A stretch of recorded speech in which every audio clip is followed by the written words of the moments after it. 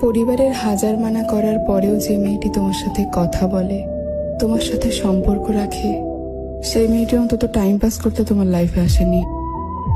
আয়না ভাঙা যায়, প্রতিচ্ছবি কখনো নয়। দিব্যি ভুলে থাকা যায়, তার মানে কিন্তু ভুলে যাওয়া নয়।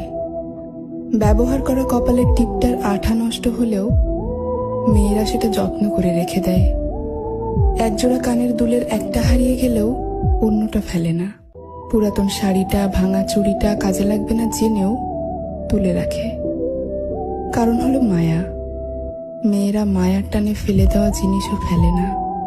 অসংখ্য কষ্ট যন্ত্রণা পেয়েও মেয়েরা মায়ার টানে একটা ভালোবাসা, একটা সম্পর্ক, একটা সংসার টিকিয়ে রাখতে চায়।